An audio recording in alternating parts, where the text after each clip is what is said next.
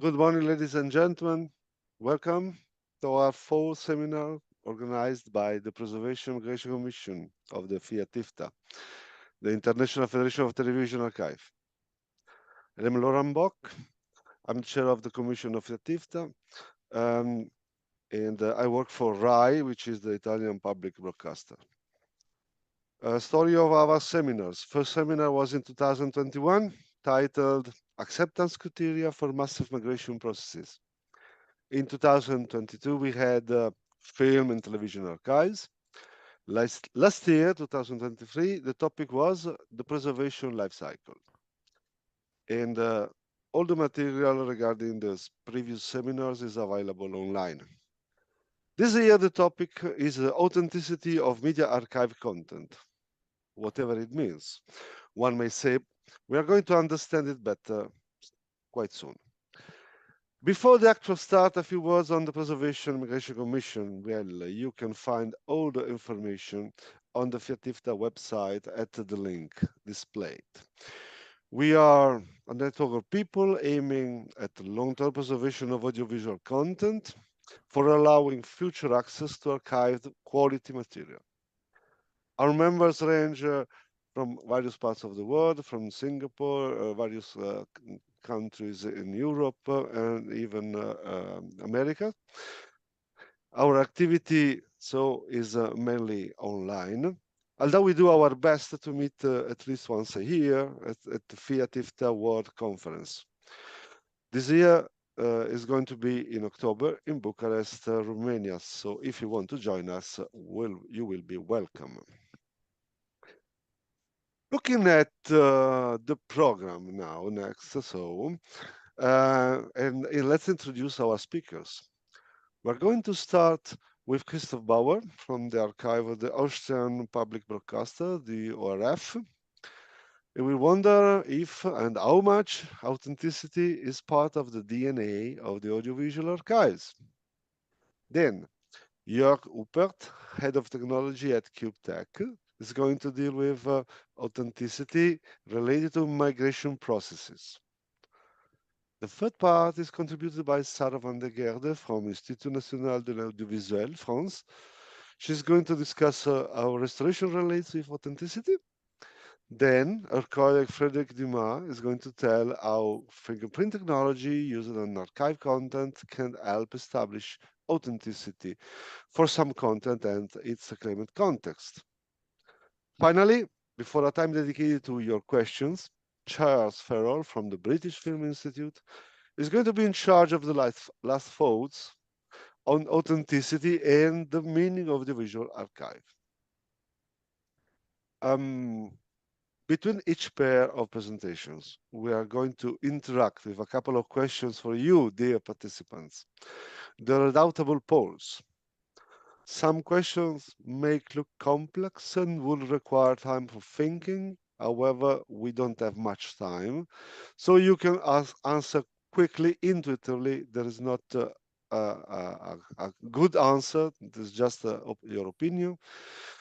Almost always it's a question of rating how much you agree with a statement, from no, not at all, to yes, absolutely. During the seminar, if you have any question, please use the question and answer button of Zoom.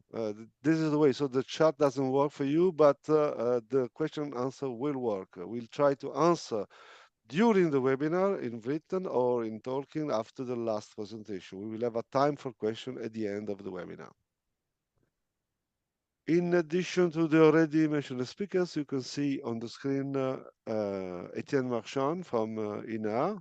We say hello, co-chair of the PMC and sharing his screen. Miroslav Chuliat from RTA Ireland, also member of the commission, and Peter Schalauer from UNAM Research, member of the commission. They will help us in the answering your questions and in the debate at the end. So now it's time to hand over to Christoph, I think. Ready? Yes, sir, I'm ready.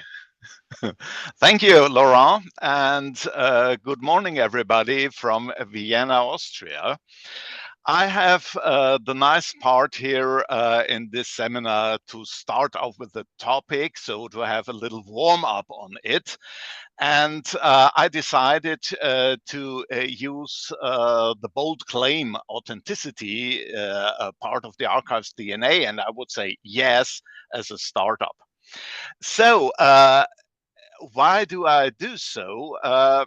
Well, the care for our treasures in our vaults and on our servers is always led by our aim to be and to stay authentic in content and metadata at least.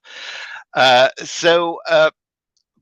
first of all, what is this thing called authenticity? And just look at this picture. Is it authentic?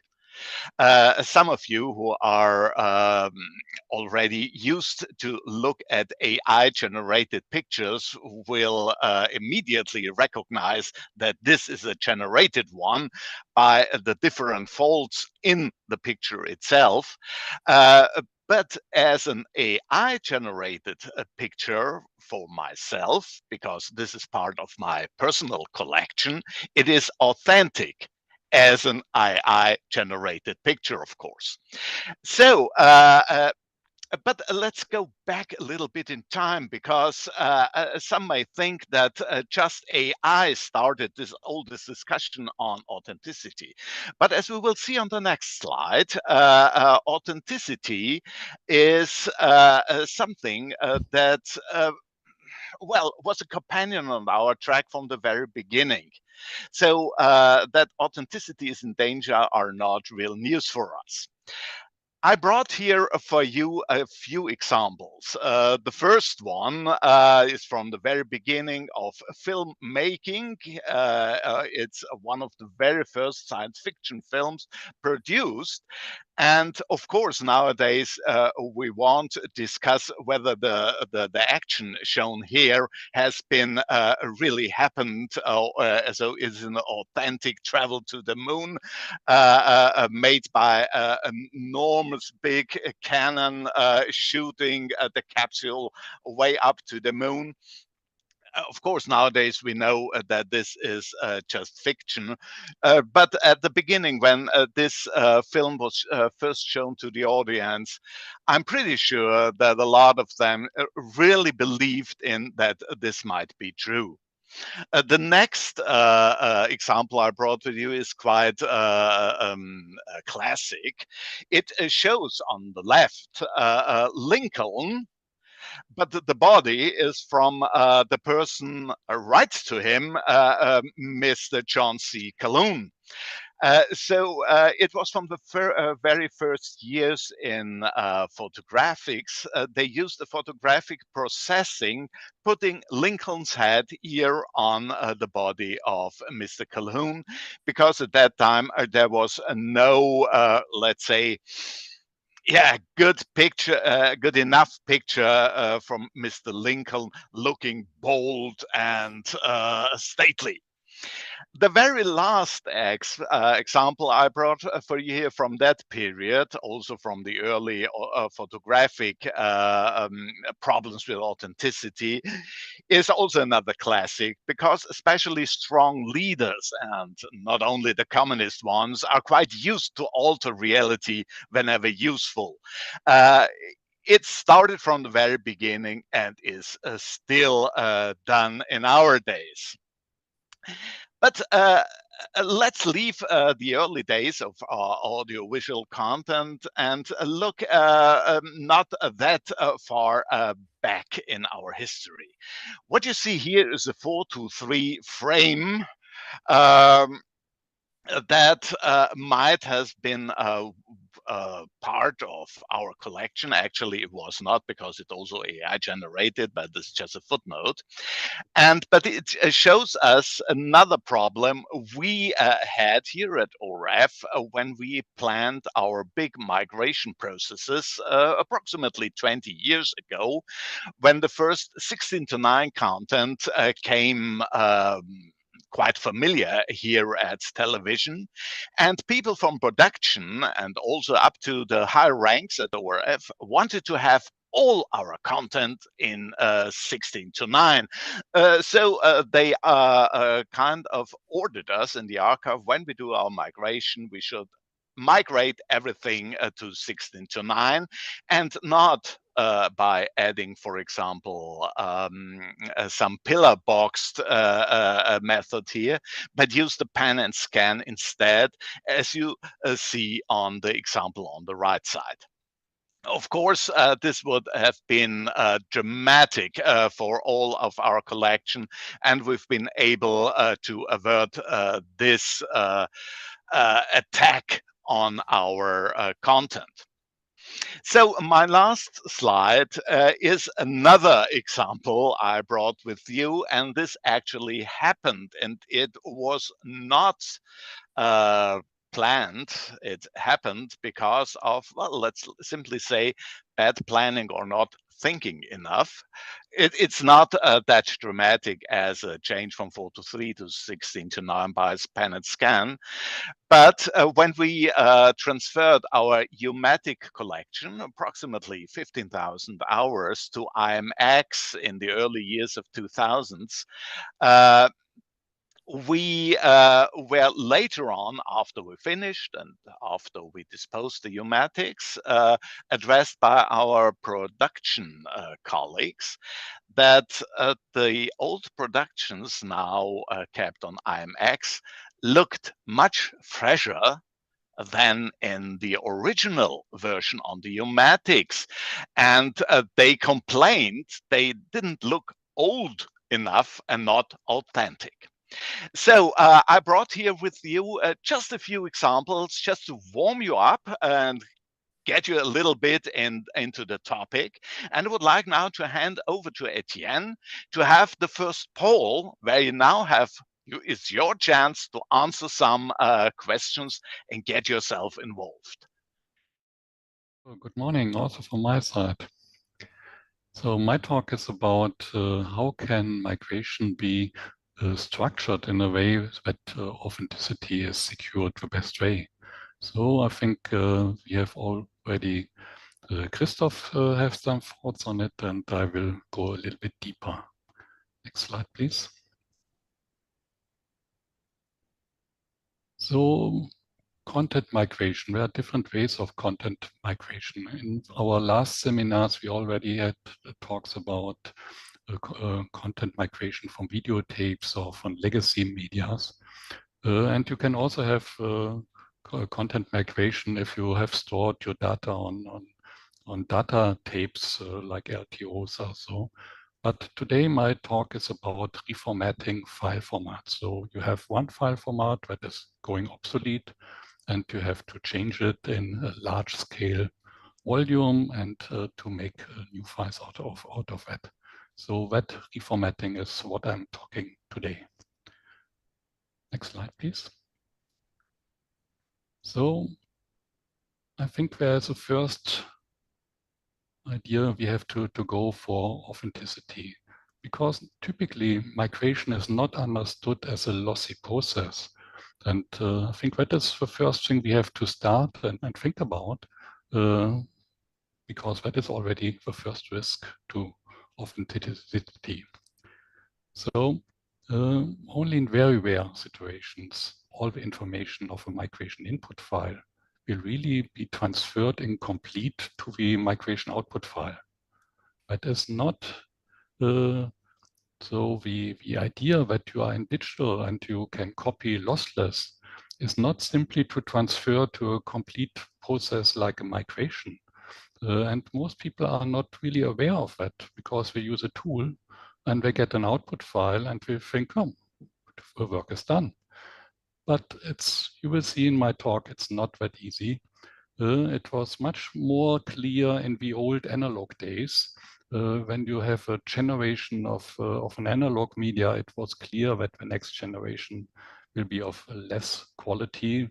It will not as sharp as the original picture, and it will not have exactly the same data, technical data, and same information involved. Next slide. So let's have a look on the different places. So a media file is a very complex thing, and yeah, because of the tools, it may be not that you are aware of all the problems you can have. So look at a container. So that is the outer thing where the media is stored in. If you have to move and change a container, you will change a lot of metadata within the container, which you may or may not be aware of what happens. When you have a codec, the bit stream, so the bit stream is also rich on metadata. And if you change that, it will change. It will change in a lossy format, definitely. But even if you go to a lossless format, you have to make sure that you don't lose information. That is not automatically done. It is only done if you do it correctly. So if you look to the essence itself, to the video and audio, you also have things that can go wrong. So the quantization, you can have a change of a color system, and when you have different white points, and you can lose, for example, some foreign language tags. So you have to be careful to do it right. You have metadata within describing metadata, format describing metadata within the files. Do you have it at the output files? Are you sure? What is with ancillary data? So what comes in addition to what is on the file? So sidecar files, closed caption files, subtitles. Are they converted correctly? Are they still available in the same information you put in the first round? Another thing that goes lost very often is the contextual information. So it's not really the information that is stored in the file, but it's the information that goes unnoticed with the file, because people know it, but we have not documented. So some limitations or something like that that was known, but get lost over the time of migration. Christoph also talked about aspect ratio, and that at ORF they was able to make sure that at least the aspect ratio was not of historical material was not changed to 16:9. But the good thing is that aspect ratio sounds simple, so everyone can understand what it means. But I have chosen it because I want to show you the complexity behind it.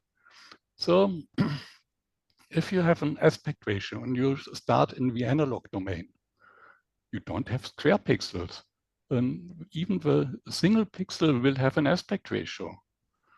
If you go on the carrier, you have an aspect ratio where the video is stored on the carrier. But that aspect ratio don't have to be the intended aspect ratio for the presentation. Christoph also mentioned pillar boxing in his talk. So if you have a pillar boxing or letter boxing, so the black bars, when you have in the file a different aspect ratio than what the human eye sees. And also it's a dangerous thing to mix that up.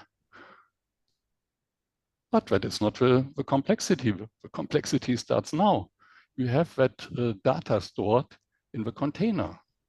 So you have start in the container information about the aspect ratio. But you have the aspect ratio also stored in the bit stream, in the encoded bit, and not only once, you have it over the whole bit stream. And of course, the uncompressed video stream has its own aspect ratio. So that means the information on the aspect ratio is stored on multiple positions in multiple times. And what do standard playback tools? We simply choose one of that metadata to decide what we want to show to you. And we ignore all the others. And what is the right thing to do with a really good migration? You have to make sure that all that aspect ratios on all levels at all time are telling the same truth. And if you do that, then you have done a good migration.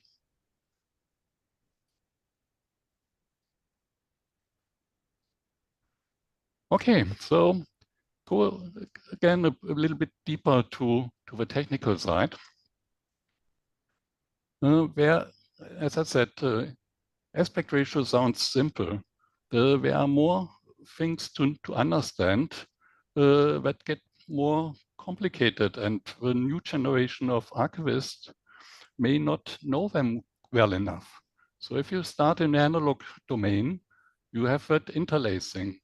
And you may know that it's documented as field 1 and field 2 in the file, and that documentation translated to bottom field first up and top field first up.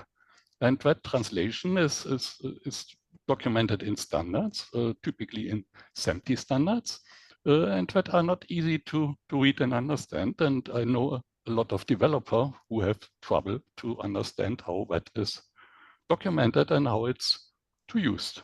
So you can easily lose the vertical blank intervals or handle other things not correctly. If you go to the file itself, so you have a header, you have a body partition, you have a footer partition, and you have to know whether it's complete or incomplete, whether it's open or it's closed.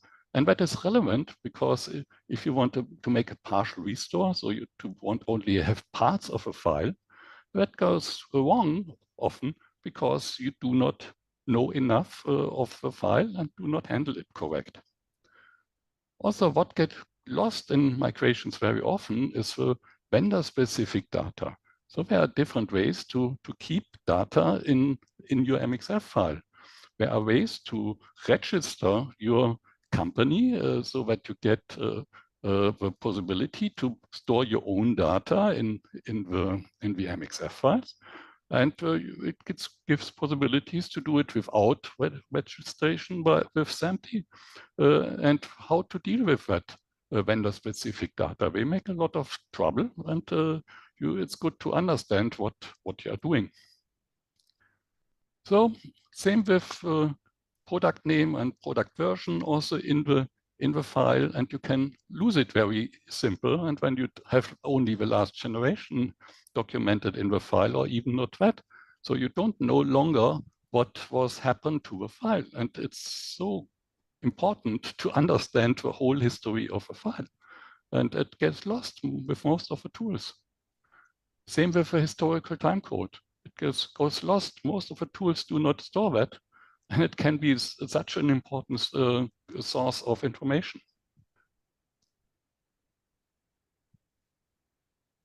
So to sum up that, there are really thousands of ways to get your migration wrong, and there's only a few to do it right. And right at that point means you do it complete standard compliant. You do it in an interoperable way and without losing relevant information. But our three key points you have to look for.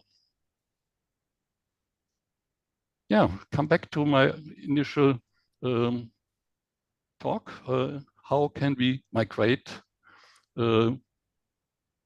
files so that they stay authentic?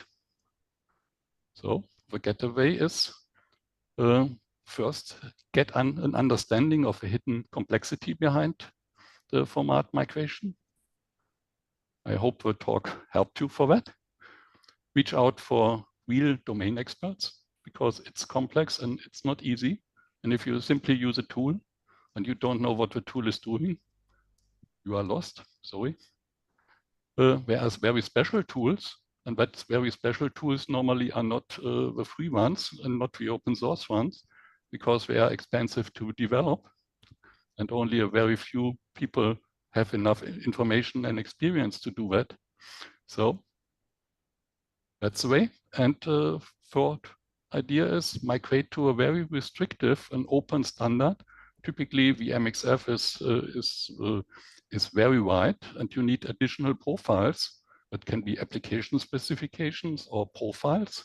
And a good example is the German ARD ZDF profile. They are very restrictive, very well documented. So you can, there are plugfests to validate that all the vendors are doing the same. So they are very helpful to make sure that your file is readable in 20 years' time, and there is nothing lost in that process. What I also learned is sometimes because things are abstract and not all stakeholders are deeply involved in that thing, it's sometimes good to have a metaphor to help them to get to the same thinking and come on the same level. So let's have a look. Next slide. So there is a children's game, but called in some country we call it Chinese whisper or telephone, depending on where you are on the globe. But they are all mostly the same. So one child tell another child silently a message, and the other child to do it to the next, and at the end they compare the original message and then the final message. And surprisingly, they are not identically most of the time, and that is the funny part of that. But what the game shows you is an imperfect data transmission over multiple iterations. And that is exactly what you do in format migration. And the only difference is that the result is less funny with the media files. So one final thought on quality control. What do you think? Is a total loss of a media file worse than an unnoticed small loss of information? Typically, you will say, of course, if I have a complete loss of a file, it's much more a problem than only an unnoticed loss. But give that a second thought. However, in professional environments, most of the time, you have a backup. You can recover a complete loss of file. So you will, at the end, not have any loss.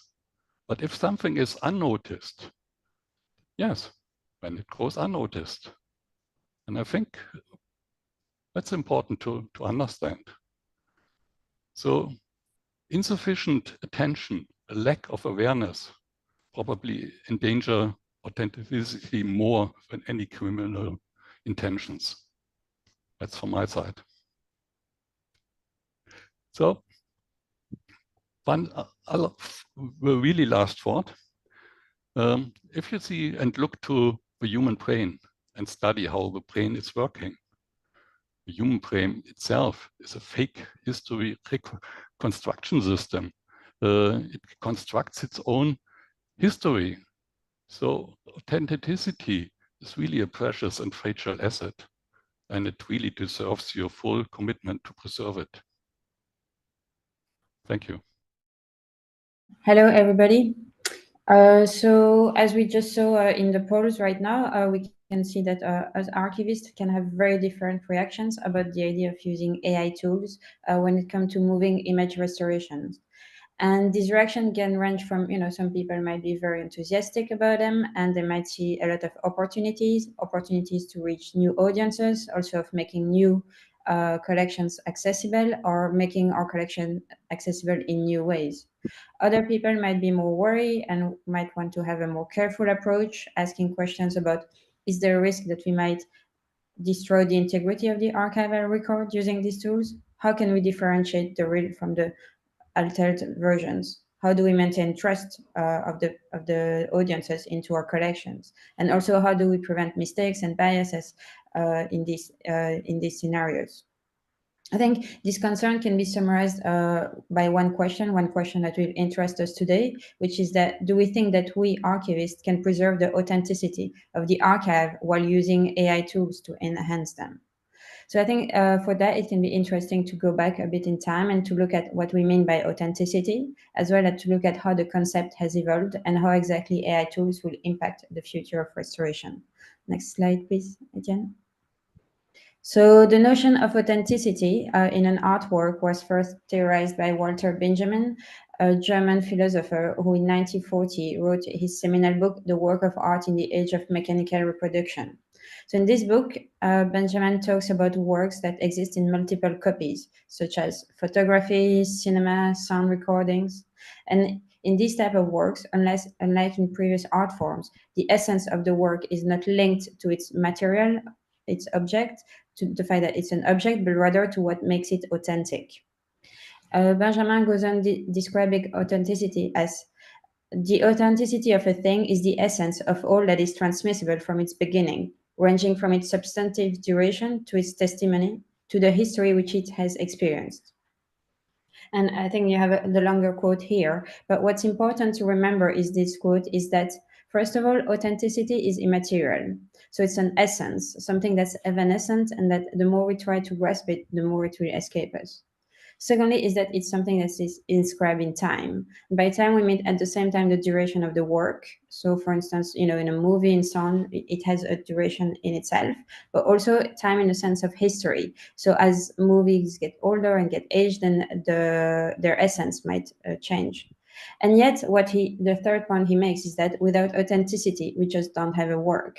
So that's why having this authenticity and preserving this authenticity in cultural heritage is so important. Next slide, please, Etienne.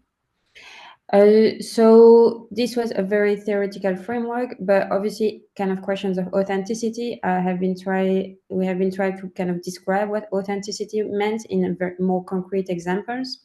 So in 1994, the UNESCO wrote the NARA document on authenticity. In this document, this document recognizes the importance of having a common understanding and a way of objectively describing what authenticity is, with the purpose to be more clear about the object and the purpose of what we're doing when we're preserving, but also as a basis of scientific study of our cultural heritage. It also makes the point that to understand authenticity, it requires a good understanding of the work itself, but also of its context. So context can be different sources, also how the work was used, and also in terms of cinema and photography, sound recording, I'm thinking also a lot about technology and having this understanding of the technology behind it. And in the end, the document paradoxically concludes that actually it is not possible to attribute fixed criteria to authenticity because A, it depends on the culture. Each culture can have a different version of what authenticity is. And B, it depends on the sources that we will use to describe the authenticity of an artwork. So in the end, what the document says is that authenticity is more of a relative concept that will take on various meanings depending on the vantage point from which we study it. Another interesting project about authenticity is the Inter-Paris project, which was run between 1999 and 2001, so when digital records were becoming the norm.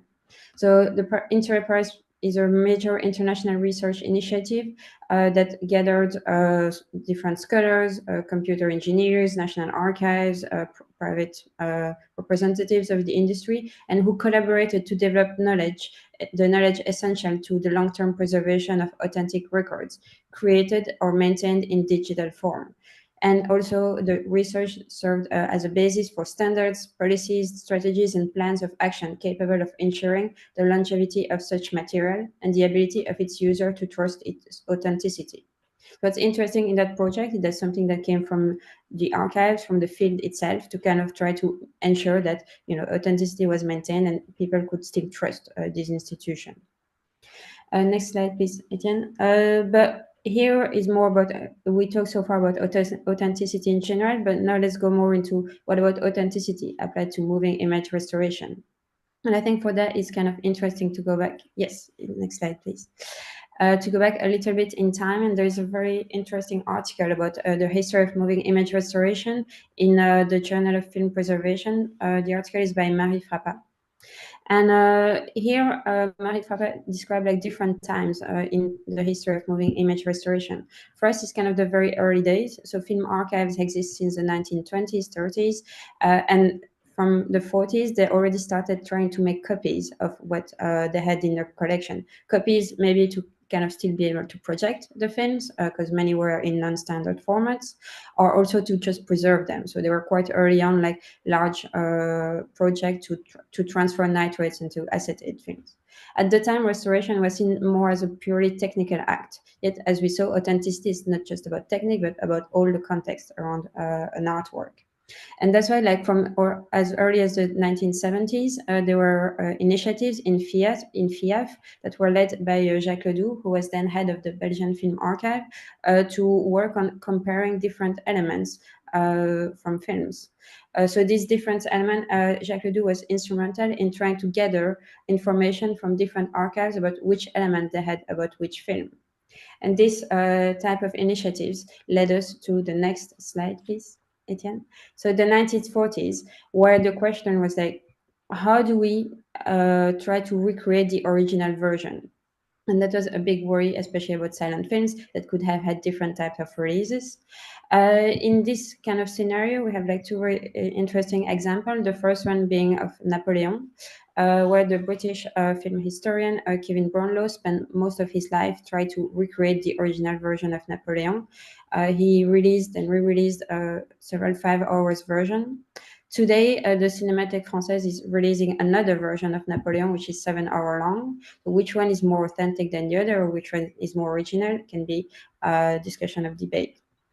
Another interesting example is that of the restoration of Metropolis by Giorgio Moroder in 1984. So in that version, Moroder decided already to colorize Metropolis and also to add quite a pop music soundtrack with some songs sung by Freddie Mercury. So I can let you imagine, is that authentic? What are we trying to recreate here? So in this kind of restoration itself is almost like an artistic act, and the restorer becomes also adds a layer to the meaning and the history of the film itself.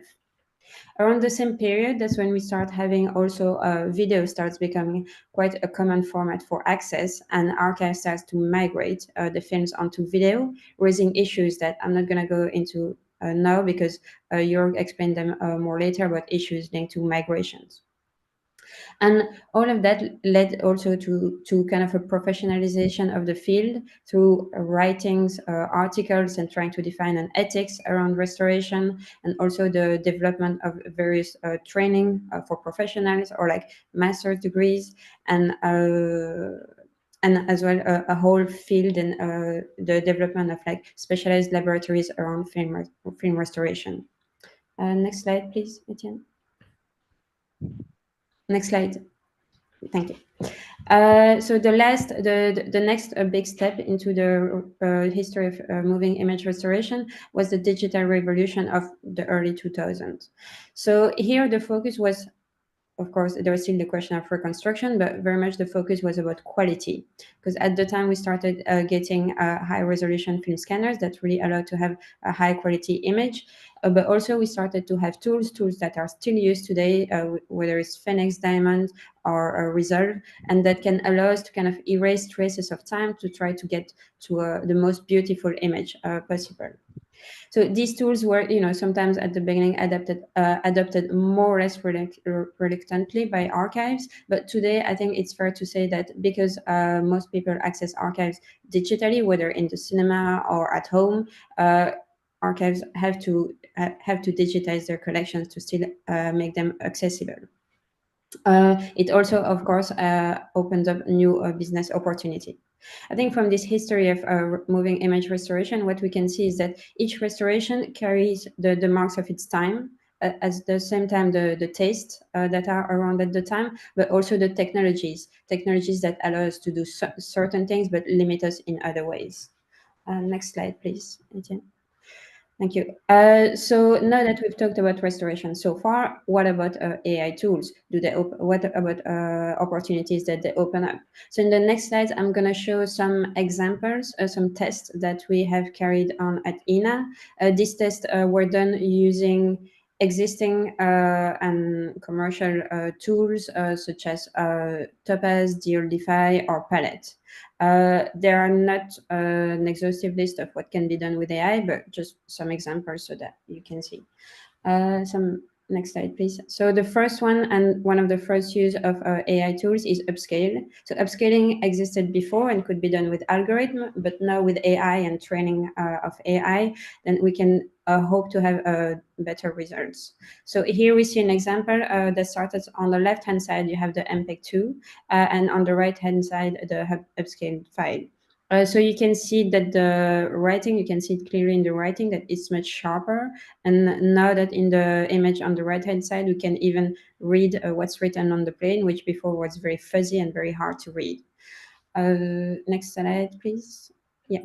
So another example that was already discussed in the polls is colorization. We can see that colorization here, it's some examples of the same image, but it can have different results. So the first one on both sets of image on the right-hand side is kind of the first result that we got, which we see is very like light colorization. Is barely color. We can barely see any color. But by using prompts, we could get the tool to kind of create other forms of colorization. So on the one on the top, we ask like for more brighter images, and on the one on the left, it's kind of here it's kind of a failure of AI, if you want, because you don't see it here, but there is a piece of meat, and we ask for the meat to be more red, and then you see that actually the jumper gets red at some point in the image. So it keeps changing. And actually, if you see the, you don't see the video here, but in the video, it kind of looks like almost like an early hand-painted film where it changes from a image to image. Next slide, please. Yeah, and one last example I'm going to show today is about image enhancement. So here we have the case of like it comes from a video from the 1980s at Roland Garros, and the video file was like what we would consider today like low res, not very good quality image. And so here, using AI tools, we can really improve. So you see on the bottom, the image on the bottom left, if you look at the lines of the tennis court, they're much like on the right hand side, they're much like they're actually white instead of being colored, and also they're much less fuzzy, they're more like sharp. And also if you look at the crowd as well, on the right hand side you have also like much sharper definition of the people, and the white is actually white. You can see that in the sky the AI also like changes the color palette slightly, so it can ask questions around ethics and are we losing as well what made the special video aesthetics. So now to conclude, next slide, yes. So the question was, should we worry about using AI tools when we're doing moving image restoration? Well, what the history of moving image restoration shows us is that expectations and definition of authenticity evolve alongside trends and technologies that exist at any given time. So I don't think we should necessarily be scared of using AI tools that can represent many opportunities to better make your collections known and to reach a wider audience or in different ways. However, that does not mean that we should throw away questions of ethics or can or should do everything. And I think what is important, next, please, is that you should know why you're using AI tools. Which need are you catering when you're doing that? What will it bring to you? Next. Also, you should preserve the original you should be transparent about the tools that you apply to your archive so that audiences know what they're accessing and can make decisions accordingly. Next, you should document what you do, keep track of the changes that you've made. Next, you should also talk to experts, to historians, color experts, graders, technicians, people who are archivists themselves, so that you can kind of try to get a more authentic results as well. Next, you should also, it's also important to set protocols and guidelines in place so that internally people know how AI tools are being used. And finally, also it's important to maintain our human supervision and not to let necessarily the tool do everything they want, because as we saw, it can give many different results. So to summarize, next please, maintaining good archival standards and keep applying good practices. So that's it. Thank you. Hello, everyone. First, I can't help it. Sorry, let me brag a bit about the technology I'm gonna talk about, because at INA we've had an technical Emmy award with this technology. We have this nice statuette. So back to the important things. The use case I'm going to talk about is the following. Let's consider that you're a journalist and you get a non-audiovisual content, like the video with a submarine here and the other video from a speaker. And we're going to have a different point of view here. The point of view on the previous presentations was, okay, how can I guarantee work on my archives and guarantee that I preserve authenticity on those archives? Here, I'm a journalist, and I'd like to use archives to help me in checking authenticity. We'll see how. So I've got those two videos. There's a claim on the context. Maybe someone tells me that this submarine has appeared in a recent conflict, in the zone of a recent conflict.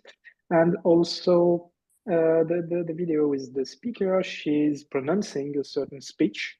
And we know now that AI can allow, can transform that, and you can use AI to have someone say anything and not the speech that was pronounced in an original video. Like there's AI that does lip sync transformation and using the original tones of the voice of someone and have someone say anything. So I'm a journalist. I've got those two videos, not yet.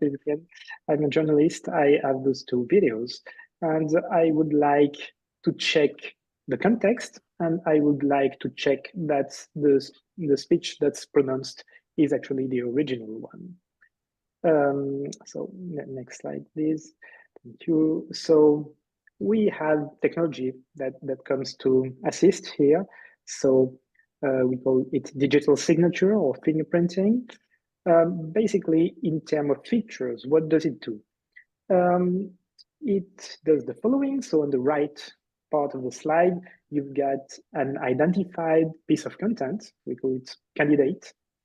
And on the left part, you have a large set of content that you know and on which you can tell the context and on which you have you think that they are they are maybe authentic. You know they are authentic, and the technology I'm talking about is able to compare the unknown candidate video with the whole set of known authentic videos, and it will allow you to tell you that the candidate video is or is not a copy of one of the videos in the large set. If the set on the left is very large, it's indeed very hard to identify the proper copy without any technology. So the technology is very efficient here in doing that. So you submit the candidate video to the system, and the feedback is yes, it's a copy of that video that I know in the reference set, or no, I haven't found it. So if you go to the next slide, please, we'll see how does it work in details. I don't want to enter in many details here, but just to give you an idea, digital signature or fingerprinting works by generating a small computer code that represents well a piece of audiovisual content. It's exactly the same principle as fingerprinting for humans. Like if you're a human, a person, and you have your fingerprint taken, it means that somehow we generate a small code that represents you well. It allows to identify you very well, and it's very compact, so it's very practical. Digital signature or digital fingerprinting is the same. Basically, you start from video, and there's a software that analyzes all the pixels in this video, maybe tries to find what are the interesting colors, interesting forms and everything, and it builds this small computer code that represents the video well. So if you want to do what we've seen in the previous slide, you have to generate the signature or the digital fingerprint of the candidate copy. And before that, you have to have generated the digital signature or fingerprint of all the videos that are in the set of reference content that you know for sure. And once you've done that, you compare the signature of the unknown video with the whole set of signatures of the well-known content, and the system tells you if your candidate video is a copy or is not a copy of one of the pieces of content that are represented in the reference set. If you go to the next slide, please, we see here two things that are very important in terms of performance of this kind of technology. The first one on the right of the slide is the fact that it's optimized to work very efficiently, even of very large sets of content. And that's important because if the reference set you have is very big, then you don't want to wait for days to get an answer, of course. And the other very important feature of this kind of technology is the fact that it's able to tell that your candidate piece of content is a copy of one of the references, even if it was transformed. So we have here real-world examples from transformations that are supported by the technology. So you see that for each of the examples on the left, you have the original copy in the reference set that was retrieved, and on the right, you have the candidate copy. So on the top left, you see that the candidate was actually put in black and white, and the original was in color. And with our technology, we were able to retrieve it. That's an interesting case where actually probably, as was mentioned before, you want some time to make sure that your video looks like an old video. So I guess it was put in black and white for that reason. And you know that the original was actually in color. In the top right example, you see that there were many things added on the picture. There's someone commenting the video, and we are still able to understand that the candidate on the right is a copy of the one on the left. In the bottom left example, you see that the original video was used actually in the background of a news TV set, and we're able to find it. And on the bottom right example, you see that there's a character that was added to make a duet, an impossible duet actually. And we were able to find that the original was the one with only one singer. So here you see that all those examples use a specific definition of copy, meaning that we find that the candidate is a copy of one of the videos in the reference set if one of the video in the reference set was used and transformed a bit. So just to be clear, we don't consider here videos that would be generated by AI out of a big set of content and using parts of the set in a not random but AI way to build a new video, as in the first picture that we've seen in the first presentation. So we don't support that. We support detection of copies with this kind of technology when one source was transformed a bit. So now if we go to the next slide and back to our use case, how would we use this technology to help us in our initial requirement? So if you remember, I'm this journalist and I have those two videos on the right side of the slide. I would like to check the context. I would like to check the actual speech. And now maybe I've used the technology we've just presented and we've generated digital signatures, fingerprints of a very large set of archives for which we know that they are authentic. So on the left, the set with which I'm going to compare my unknown videos is a large set of archives that are expected to be authentic. And if I perform the comparison, what happens, we see that in the next slide, we are able to identify actually that those candidate videos are copies of well-known videos in the archives. So we can retrieve the metadata that was associated with them. And so now I'm able to conclude that this video with the submarine is actually a copy of something that I've seen quite late in the past. So maybe I'm able to understand that it's not actually linked.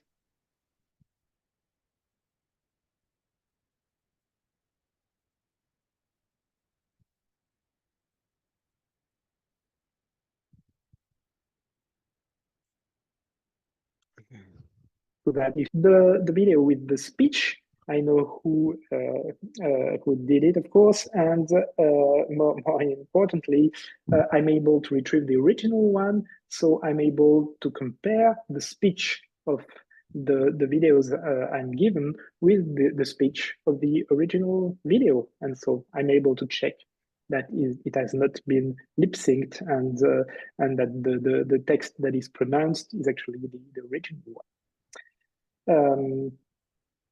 And so if we go to the next slide, please. So here's an example of a lip-synced video. It's an old one, but it's a kind of funny one. So that would be a case where actually we make someone pronounce a text that he hasn't pronounced actually through AI. So here it's Mark Zuckerberg in the original video on the left. You see that it's a video where he talks to his employees, talking about improvements in his products. And the video on the right is actually an excerpt of the longer original video, a short excerpt, where the lip sync was changed to adapt to another text where he pretends that he has stolen people's data, and that he is linked with Spectre, the entity in the of bad people in the James Bond movie. So that's just for fun. That's an artist who has done that, but it allows to understand that the impact, the societal impacts of this kind of transformations of video could be very important. And on this example in particular, with our in a signature technology, which is digital fingerprint, we actually checked that we are able to detect that this candidate video is a copy of the one on the left, as long, of course, as the one of the left is in the reference set. And so if we go to my last slide, thank you. It's a call for you. We need you, colleagues, archivist colleagues. So at INA, we want to propose this kind of service because we think that it can have a high societal impact. We don't think that it will be a very interesting service from a commercial point of view, because you have to make this work with large sets of archives, but we want to propose that as a way to avoid false statements and the examples that we've mentioned. And there's very important prerequisites to make this work. You have, of course, to insert and reference the fingerprints of the authentic archive content in a large reference base, and then you can do the comparison with unknown content. So if you want to participate in this and have archives integrated in this kind of service, please contact me, and that will be appreciated. So thank you, everyone. I think actually I'm really fascinated by the polls. Now we've had 2 days, 2 sessions, and seen more information coming in. We can have a more authentic view of people's feelings than we had before, even before today. So I think it's going to be really interesting to see how the analysis of those polls works out when we look at the whole picture. I think what is quite clear from those polls is that people have different perspectives, very different perspectives in some cases. And I think that is possibly as a result of there being the need for more conversation. And I think the conference in Bucharest will be a great place to continue this conversation at the workshop that Laurent was just referring to. I'd like to go back a few years to a question that I was, or a point that was made when I was giving a presentation to a group of students. showing them around an archive, our archive at the BFI, National Archive. And I'd explained in great detail, as I had on many, many occasions, almost on autopilot, the volumes of the collections and the disparate nature of the technical challenges that we have, and you know, how we do physical conservation work as well as the more artistic restoration work. I reached the end of my talk and was met with silence. And I said, do you have any questions? And one person raised their pencil. I always remember that in a silent room, and said, but you haven't described what an archive is. And I think that I don't think anybody ever really explained to me what an archive is, even having worked in archives for virtually my entire working life. It's a really good question, and I think the again, the polls kind of point to there being different perspectives on the meaning of archives. What exactly is an archive? I think it's also fair to say that archives are agile in the sense that they have to address different generations, different technologies, and different trends in society. So archives probably will be described differently in 50 years' time to how they were described today or 50 years before. And I think that's a really important point when you're considering the way that technology and AI in particular will have a bearing on the meaning of archives.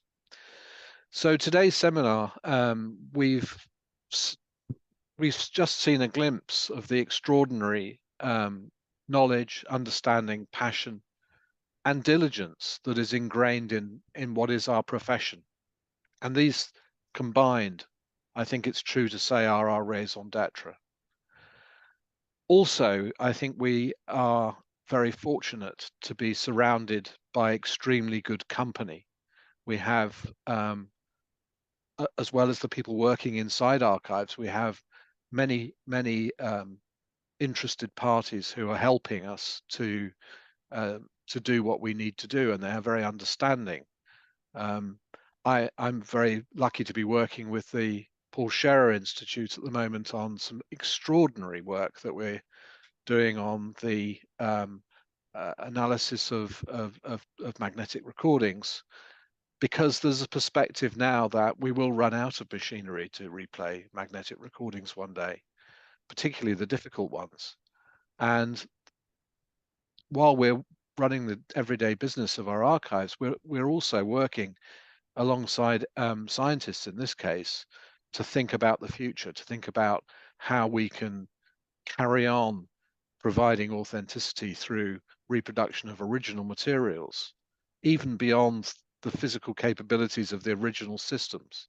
And it's worth bearing in mind that film and TV archives have to deal with technology and machinery and to interpret the content. It's unlike many other archive contexts where you have an object or a book or something tangible you can hold and look at. We are always working with our collections in a form that require some form of technological intervention. As far as perspectives of audiences are concerned, I think it's also true to say that different audiences have different needs.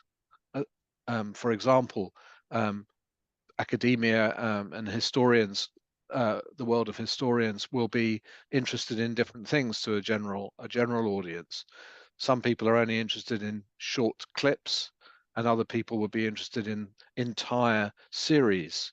And of course, with television particularly, there are multiple versions of programs for different audiences that are subtly different in many cases. And retaining authenticity around those is going to only get more difficult.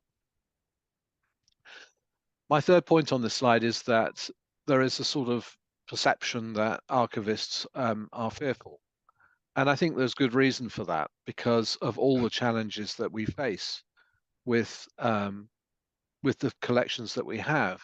You know, the physical degradation of analog materials, and then the security and integrity of digital collections. But despite that, all of that complexity and all of those potential fears, I think it's true to say that archives are very thoughtful, brave, pioneering, and above all, extremely hardworking professionals. If I could have the next slide, please, Etienne.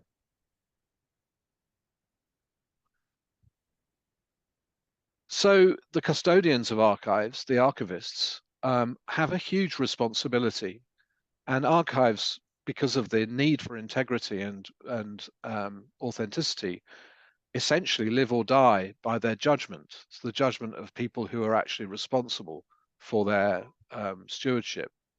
And as I've mentioned, you have physical decay, technological advancement, along with obsolescence. So the world of technology is moving apace, but at the same time, obsolescence is catching up as well. So you're always looking over your shoulder.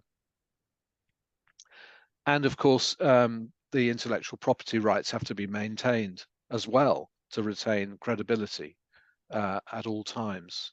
And this will not change. The addition of AI will just add complexity to what is already a very complex situation.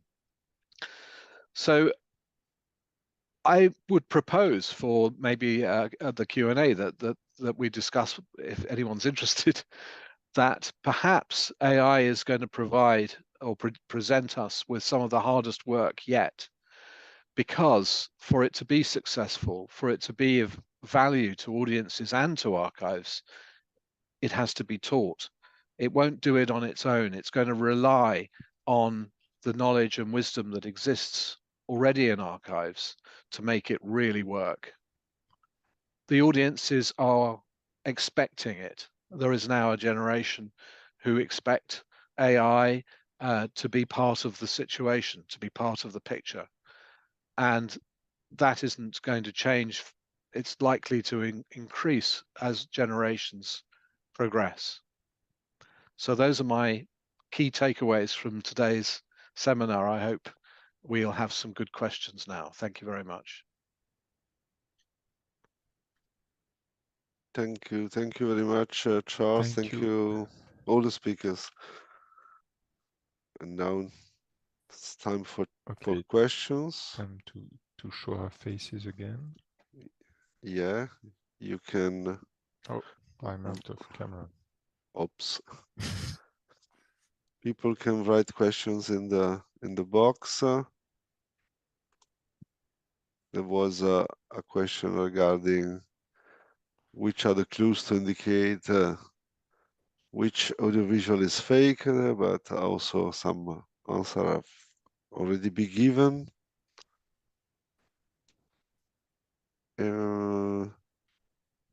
So I have a question on this in general. Do you think that content creation chain should adapt technically to support authenticity in order to have kind of, let's say, designation of origin as it is for wines? Then people can always drink what they wish, but what's your thinking on this?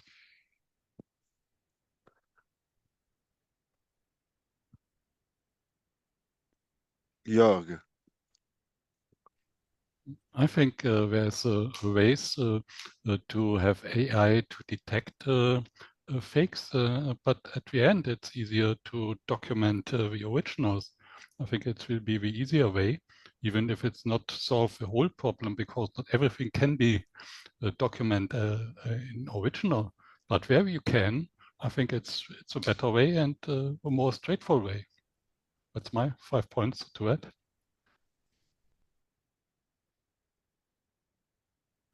Thank you. Other opinions on this?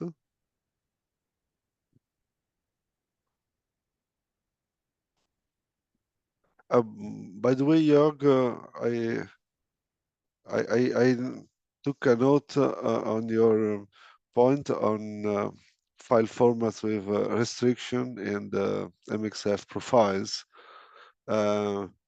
Maybe the information is easily available, but maybe you want to write down in the chat if there are links to these defined profiles on MXF. It's another topic, but just to give time to people to think to other questions. Yeah, sure. I can do that. Give me a second.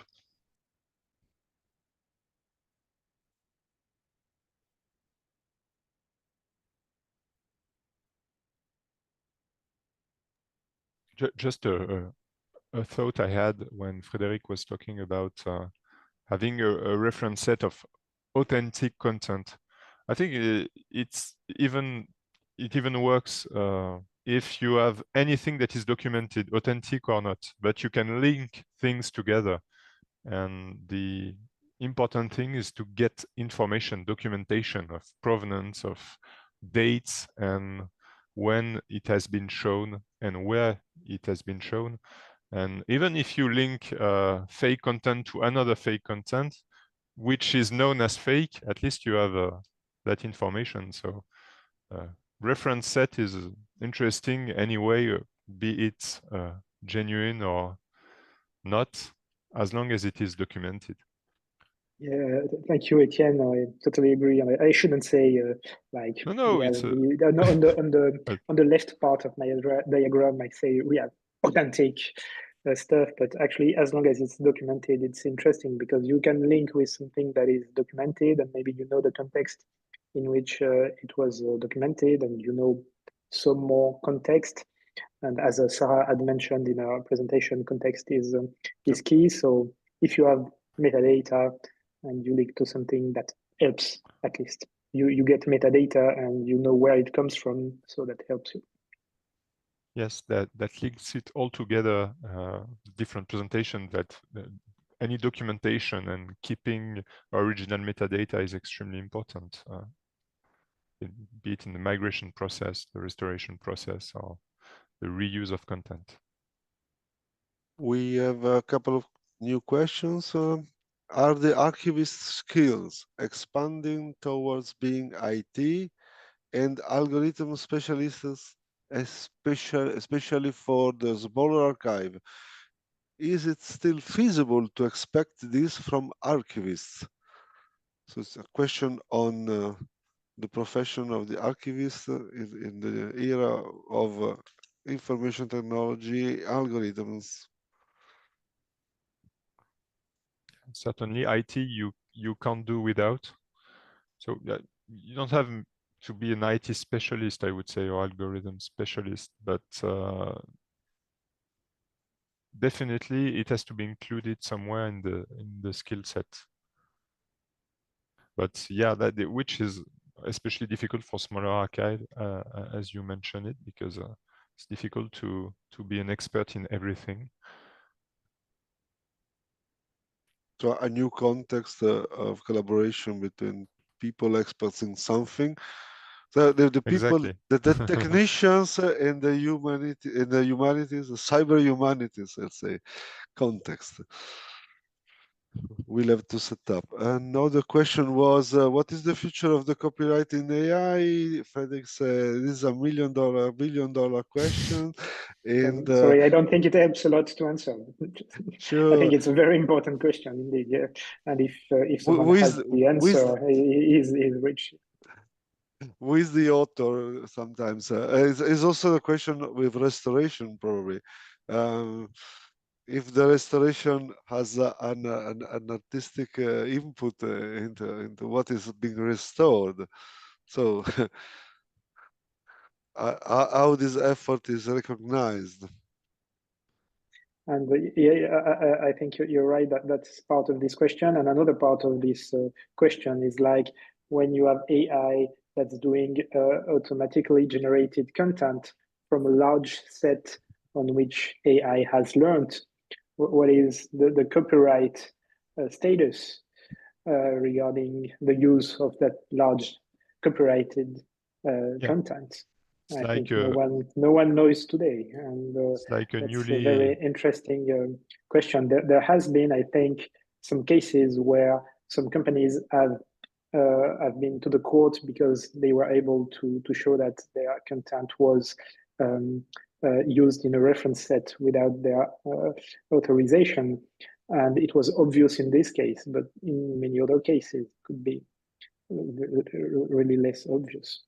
So sorry, Etienne, you were talking. No, I was going to say a good example for that is we hear more and more AI generated songs which are in the style of such artist or band, and the current copyright laws for music, at least, are very quite precise in the fact that if you have a melody of a minimum number of consecutive notes that are exactly the same, I think it's something along those lines, you can tell it's a copy. But in this case, there's no straight copy of melodies, so it's just in the style of, and it's an AI that has learned on all the catalog of the said artist. So it's, yeah, the current law that cannot do anything about it, I think. So it's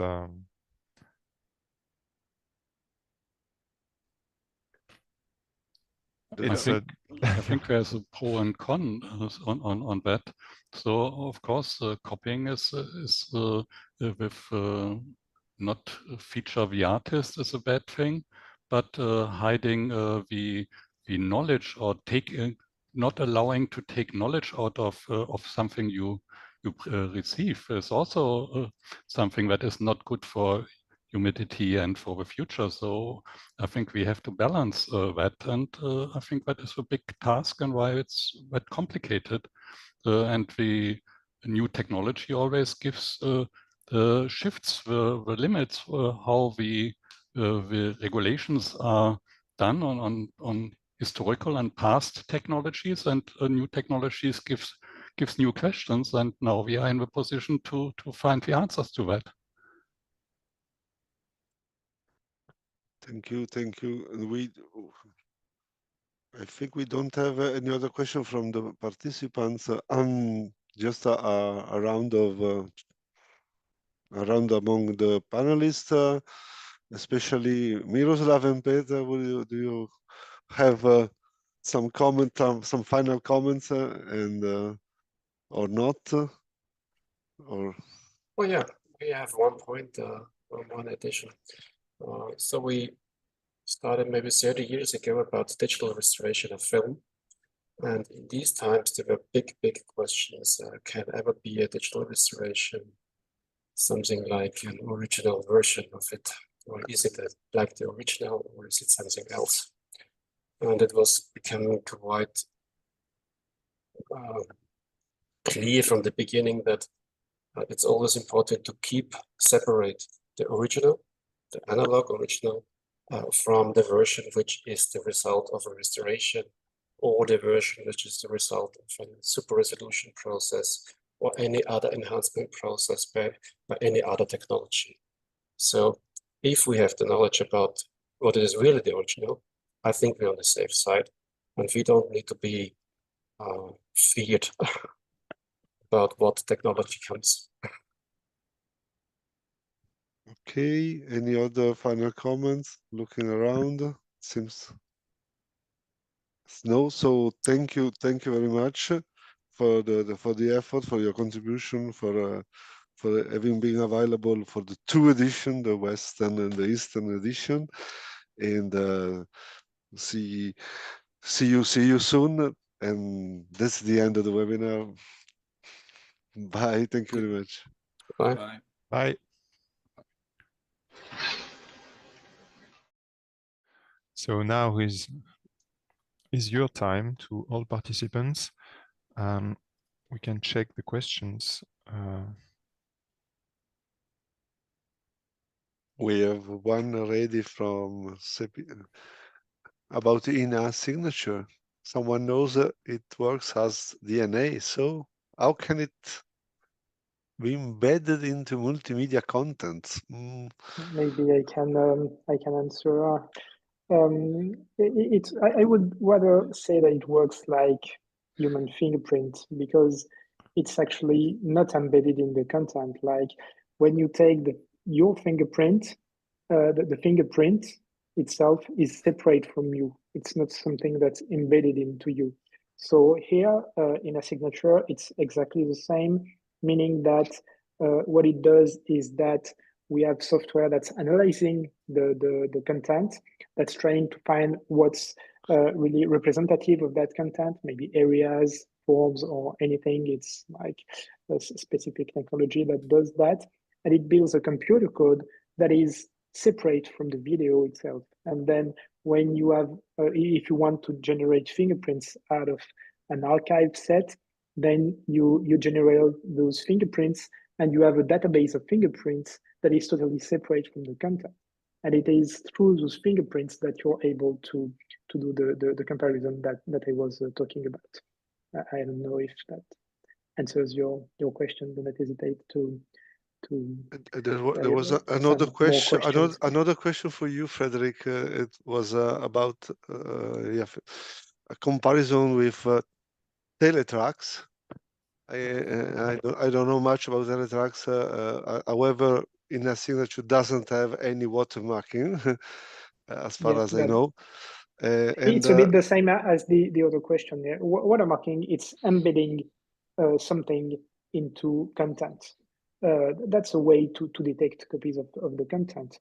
With in a signature and digital fingerprint more globally, what we do is that we analyze the content, we get this kind of fingerprints that's separate from the content, and we can detect copies through that. It's sometimes similar applications, sometimes slightly different applications, but not the same technology. Thank you. We have a couple of questions on AI. One was specifically about upscaling. Someone would like to know which tools based on AI are known as for being good in upscaling. Well, as far as I know, Sarah mentioned it. One that is quite used today, which weirdly is not a program that comes from the usual professional tool editors that has been there for a long time. So that one tool is that I think of. I'm not saying that's the only one, but it's called Topaz, T-O-P-A-Z. It's like a black box tool, kind of tool. It means you don't have a very strong control on what the tool actually does. So you apply an AI model for doing several things. So it can be upscaled, but also stabilization or change the frame rate and stuff like that. And in some cases, it produces very impressive results. And in other situations, it produces something very artificial or not quite satisfactory. And the issue is that it's difficult with these tools and with other AI-powered tools. It's difficult to rectify because we don't know exactly how it works. It's like a brain in itself. So you cannot tweak everything. You can do a few tweaks, but not that many. So it's one of the tools that is very interesting to try, and it's not very expensive. It's a few hundred of euros or dollars, which is not a lot for compared to professional tools, I mean. So Topaz is the one that was used for the examples Sarah has shown of upscaling, the one with the airfield with the airplanes in the back. Sarah, were you mentioning other tools or yeah, for the colorization, we used more. It's called Oldify. So I think the name of that tool says a lot, and it's yeah. So it's written DEOLDIFY. I think also maybe the examples were done with Palette, something called Palette, which is an online service, so an API. It's not even in our facilities. We are uploading images and we pay and they come back colorized.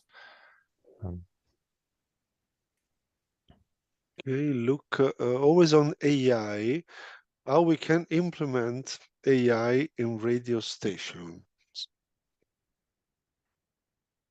Radio station and AI. That's a very broad question, because I think the broad question, narrow answer. Yes, the question wouldn't be to how to implement AI. Absolutely, like it's a goal in itself. But what would you want as services? And maybe some of them will use AI, but it's not like it's mandatory to put AI everywhere. Yeah. Good answer. Any other opinion among the panelists? There was another question on news description. It's not same kind of wide question. I might have a comment on that. I think a good answer to the question of what can you do with AI is, well, what can't you currently do without it? And your imagination is the only limit to answer that. Agreed. Good. And I would just add that we need to think about what's the problem we want to solve. And because if AI is offering us solutions to problems that we don't have, then we probably aren't shouldn't consider it. But the problems of vast one aspect in the archives that tends to happen a lot is the sheer volume of each archive. So if content could be enriched in a way that the metadata is enriched, the content is easier to discover. So from the archival point of view and use of the archive, AI can hopefully do a lot. But I think those questions are more so directed towards the presentation to the general public. What can AI do for doing the quick news piece or sports highlights or things like this? And probably can do a lot, but maybe less of a concern for today's debate. Sure. Thank you. Well, this is again on Ina's signature. What are the advantages and disadvantages of digital signature in government sectors? Maybe Frédéric was writing it down there. Yeah, I'm writing something I can explain. I think that for the application that's been presented, like having a hint on an unknown content as compared to large sets of content that are in archives, it's quite agnostic whether the archive is government based or more commercial.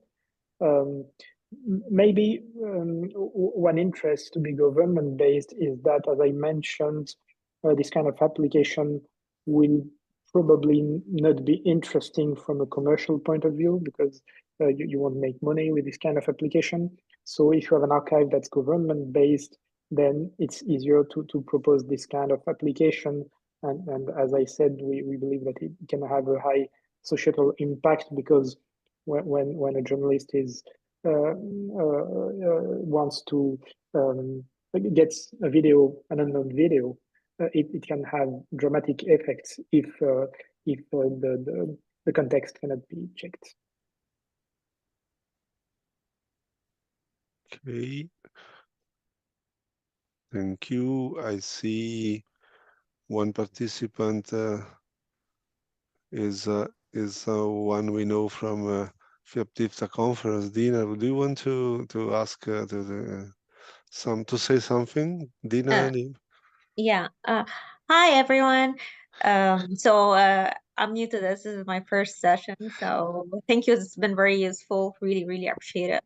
So I just wanted to ask, because like I felt like I always thought of using AI when it comes to archives or let's say operations as a useful tool. But like I just felt like there's a bit of hostility when it comes to speaking about AI, or that I actually should be more careful about it. So I just have an example from today. So we've recorded a program for the news with like very VIP characters, and then by mistake, the high res was deleted and I only have a low resolution. And then my question is it ethical to use AI to upscale it? Because I want to air it. It's impossible to get all these guests to come back and to re-record it again and costly as well. So is it ethical to actually use AI to upscale the quality of it or not? Wow, question on if it is ethical or not. Yeah, we cannot answer that as a group. To me, it is. You do what you can with what you have, and you are trusted upon to present something that is as close as possible to what was the original material. So you can totally do it.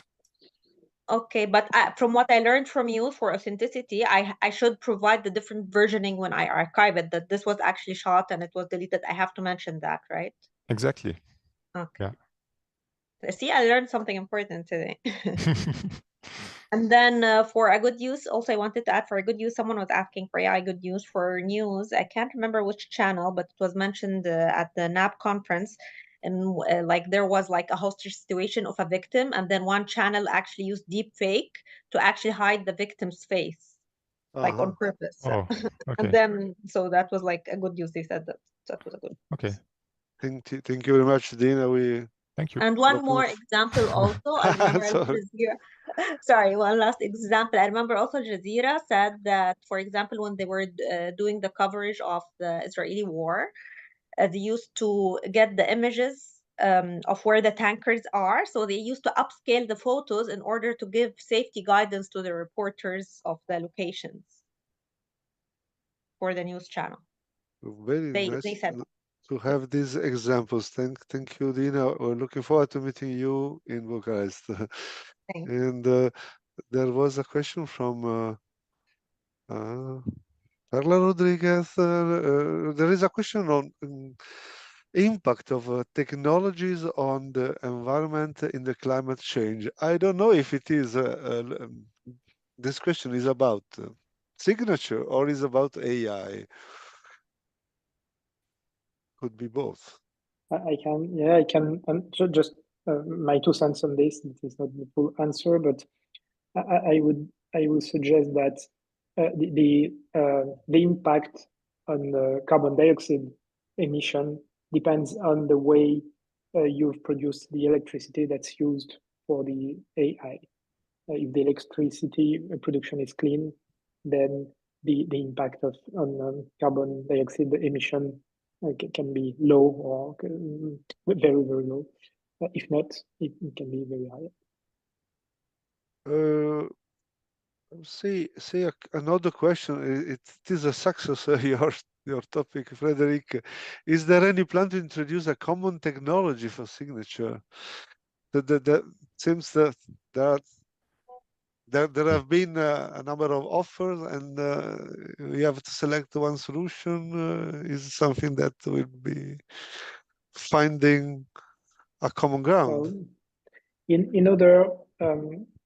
It's difficult because it's to answer because it's a really new application here, and so far I don't know if there are no other technologies proposing this kind of application. So at least we're trying to do it, and at least there's a solution.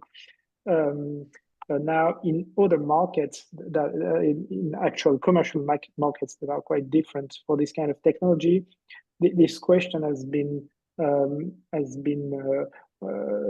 the front, and it was found that actually there were like in the copyright market where digital signature is used, there are 3-4 technologies that are used, and it's not an issue like to generate signatures for the 3-4 technologies.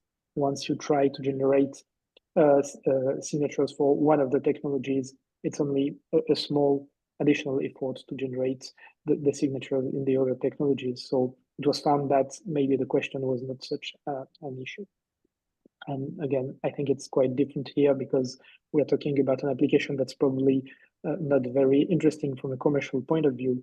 So I don't know, there will be different technology that will be proposed for this kind of application. Thank you so much.